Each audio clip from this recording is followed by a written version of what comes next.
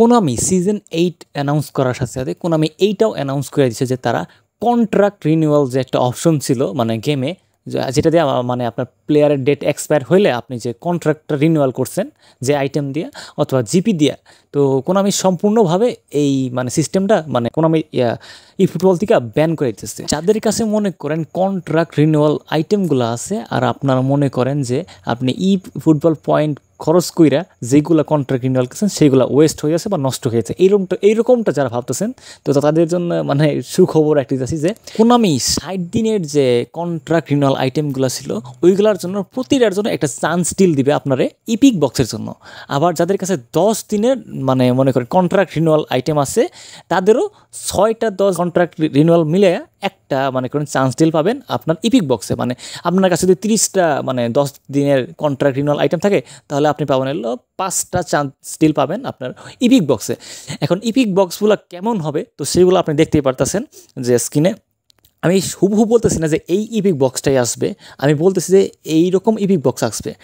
আপনারা অতীতে একটা ইপিক বক্স দেখছেন যে তারা দিয়েছিল যে ওইখানে স্পিন মেরে অনেকে হয়তো ভ্যান বাস্টেন অথবা ভ্যান্ডার ভাত এরকম কাউরে পাইছেন, তো সেরকমই একটা আপনাদের মনে করেন যে তারা একটা দিবে, ইপিক বক্স দিবে 100 প্লেয়ারের। এইখানে উল্লেখ করেছে তারা একটা 100 প্লেয়ারের প্লাস আপনার হাইলাইট প্লেয়ার অ্যাড করা থাকবে।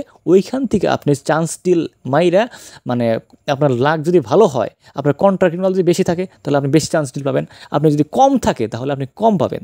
তো সেই হিসাবে এইভাবে আপনি কন্ট্রাক্ট রিনিউয়াল দিয়ে মনে করেন ইপিক পাইতে যাচ্ছেন আর কি, যদি লাক ভালো থাকে। এখানেও লাক ম্যাটার আছে, কারণ আপনার কাছে যদি 50টা মনে করেন 60 দিনের কন্ট্রাক্ট রিনিউয়াল আইটেম থাকে তো তাহলে 50টা মাইরে আপনার লাক বেশি হওয়ার কথা।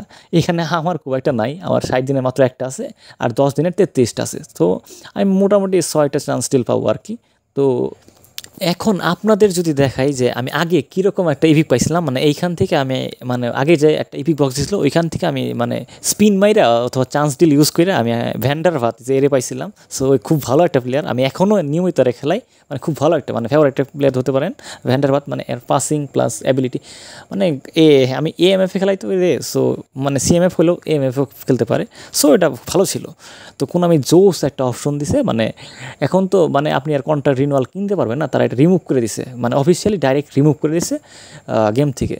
সো ব্যাড লাক, যাদের কাছে কন্ট্রাক্ট রিনিউয়াল যত আছে তত বেশি চান্স পাবেন ইপিক পাওয়ার জন্য। সো দেখি এখন কোনো আমি কীরকম ইপিক দেয় সেটা দেখার বিষয়।